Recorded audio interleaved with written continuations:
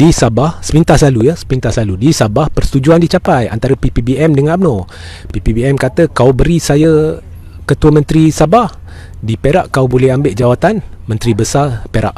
Tetapi di Perak bila kau nak ambil jawatan Menteri Besar Perak, dia bagi tahu kat Zahid, kau kena buat usul dan dapatkan sokongan ADUN untuk menolak Menteri Besar, baru kau ambil jawatan tu. Jadi geng Zahid ni setujulah, geng Zahid Najib ni. Jadi di Perak, di Sabah, Ketua Menteri dia bagi dekat PPBM, Bom Mokhtar dia duduk tepi. Di Perak pula, Zahid tunggu masa untuk dapatkan jawatan Menteri Besar, sebab memang PPBM ni memang dah cadang dari awal untuk bawa Ahmad Faizal ni ke pusat. Jadi oleh kerana dah membuat keputusan untuk membawa Ahmad Faizal ni ke pusat, iaitu ke Kabinet Persekutuan, sama ada menteri ke timbalan menteri, jadi mereka membuat permainan lah dengan UMNO. Oh, kau kena dapat sokongan cukup ADUN. Muhyiddin menjangkakan Zahid akan pergi dan dapatkan sokongan daripada PKR dan Amanah, dan bersama PKR dan Amanah mereka akan tolak Ahmad Faizal. Tapi apa yang Muhyiddin tidak jangkakan ialah Zahid tiba-tiba, nombor satu, dia lancarkan menerusi orang ADUN sekutunya di Perak melancarkan usul percaya untuk menumbangkan Menteri Besar Perak. Kedua, timing Zahid ni, iaitu masa yang dipilihnya adalah sebelum tarikh mengundi Belanjawan 2021 selepas bacaan ketiga, iaitu sama ada 15 atau 17 Disember. Tengok timing dia. Okey, mengapa dia pilih masa sekarang? Okey, so apa yang berlaku adalah sebenarnya, kalau saudara-saudara ingat, dulu saya pernah cerita bahawa selepas undi belanjawan pertama tu, Zahid berjumpa dengan Muhyiddin. Dan di dalam perjumpaan itu memang mesra dan sungguh mereka bercerita, Muhyiddin bercerita dari hati ke hati, ya. Okey, Muhyiddin beritahu sekarang ni antara sama ada bulan Februari atau Mac saya akan letak jawatan, dan memang hasrat dia adalah untuk pas jawatan Perdana Menteri ke UMNO. Tapi oleh kerana Zahid adalah ada kes, jadi dia tak boleh lantik Zahid sebagai timbalan dia sebagai persediaan untuk jadi Perdana Menteri. Jadi Muhyiddin nak lantik Ismail Sabri sebagai timbalan Perdana Menteri. Azmin, Muhyiddin tak kisah. Mengapa dia tak kisah? Sebabnya, nombor satu, Muhyiddin tahu Azmin tak penting lagi.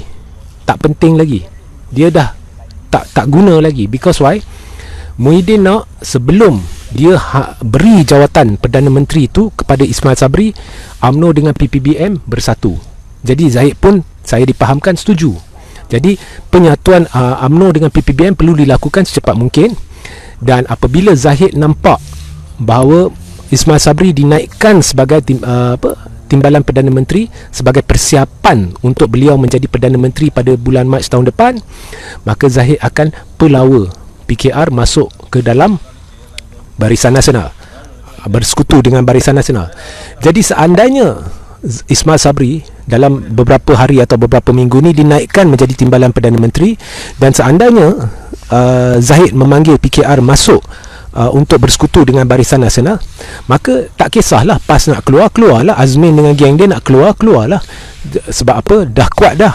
Kemudian pada bulan Mac, Muhyiddin akan ke tepi dan Ismail Sabri jadi Perdana Menteri. Jadi Zahid sebenarnya gembira dengan apa yang dia dengar. Sebab apa? Ismail Sabri ni orang Zahid, sekutu rapat Zahid. Jadi pada pandangan saya, Ismail Sabri ni bukannya ada berwibawa sebagai seorang Perdana Menteri. Semestinya Ismail Sabri ni akan jadi Perdana Menteri yang pada pandangan saya, pada hemat saya, akan menjadi seolah-olah Perdana Menteri boneka. Dia sudah pasti, bagi apa yang saya lihat, dia akan dikawal, ya. Dan saya jangkakan Zahid akan jadi Perdana Menteri berkesan atau Perdana Menteri dari belakang, ya, de facto. Jadi yang saya dipahamkan, Zahid gembira dengan cadangan ini.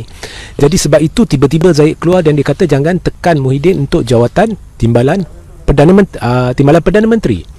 Kalau dulu Zahid letakkan syarat bahawa dia nak jadi timbalan Perdana Menteri supaya UMNO boleh sokong kerajaan pimpinan Perikatan Nasional, tiba-tiba berubah, ya. Okey, itu adalah perubahan dalam nada Zahid. Sebab Zahid jangkakan Ismail Sabri akan jadi Perdana Menteri, kemudian Zahid akan cuba bersihkan namanya. Okey, maknanya sama ada dakwaan digugurkan ke apa, itu saya tak nak masuk.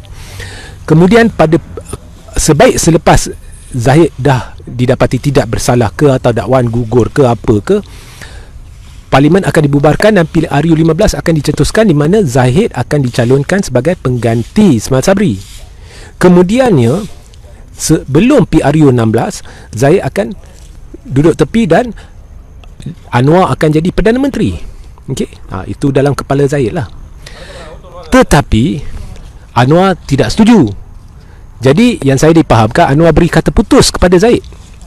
Baru ni selepas krisis Perak ni, mengapa krisis Perak berlaku sekarang, mengapa Zahid pilih sekarang untuk tuntut Perak? Mengapa tak buat selepas belanjawan diundi?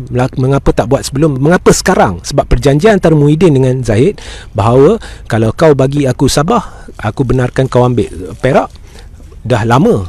Okey, mengapa sekarang? Sebab Anwar beri kata putus. Saya tak setuju. Kalau you nak PKR kerjasama, nombor 1 dengan UMNO, nombor 1 saya yang jadi calon Perdana Menteri. Nombor 2, pastikan tim B ni, yang kumpulan 25 hingga 26 ahli parlimen yang diterajui oleh Hishamuddin dengan Tengku Razali Hamzah, yang padu sokongan mereka dengan Tengku Razali Hamzah, pastikan mereka boleh terima saya dan mereka boleh terima DAP. Sebab akhirnya kita boleh bentuk gabungan Barisan Nasional bersama Pakatan Harapan. Dan itu adalah majoriti yang amat besar, yang kita tak payah bimbang dia ni sokong, yang tu tak sokong. Tidak akan jadi kecelaruan. Siapa tak nak sokong, itu hal mereka. Jadi kata putus sudah diberikan. Maka apa yang berlaku adalah Zahid kalau nak sebenarnya di Perak, adun-adun UMNO ni dia boleh bekerjasama dengan PKR dan Amanah untuk jatuhkan Menteri Besar.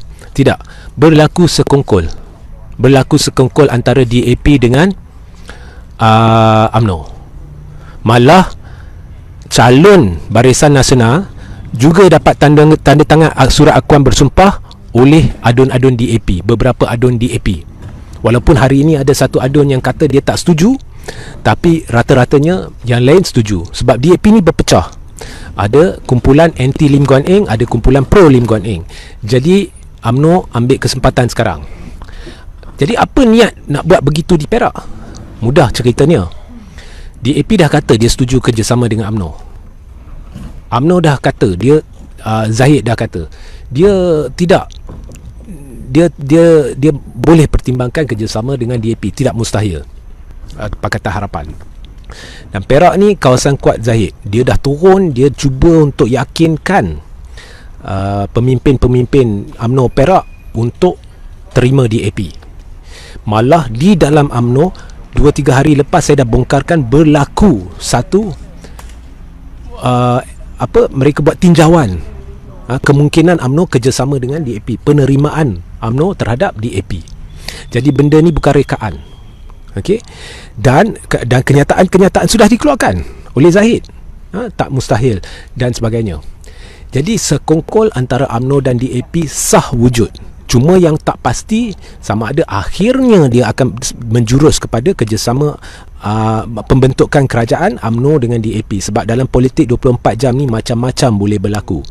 Tapi setakat ni memang berlaku banyak kerjasama sekongkol di belakang tabir. Okey? Dan mengapa saya nak cuba menjurus sebab kita tak tahu esok kerajaan mungkin tak bersama DAP, mungkin bersama DAP. Mengapa dia cuba menjurus? Sebab dia nak jadikan Perak sebagai contoh kerjasama Barisan Nasional dengan Pakatan Harapan untuk meyakinkan tim B bahawa benda ni kita boleh lakukan di pusat, untuk meyakinkan kedua-dua kumpulan pro Guan Eng dan anti Guan Eng dalam DAP di pusat bahawa kerjasama ni boleh dilakukan, supaya sebelum 15 hari bulan atau 17 hari bulan pada masa undian Belanjawan 2021 yang terakhir dan terpenting berlaku selepas bacaan ketiga, Anwar akan dapat sokongan majoriti dan akan dapat kepastian akan berlaku kerjasama antara Barisan Nasional dan Pakatan Harapan. Itu yang Anwar nak.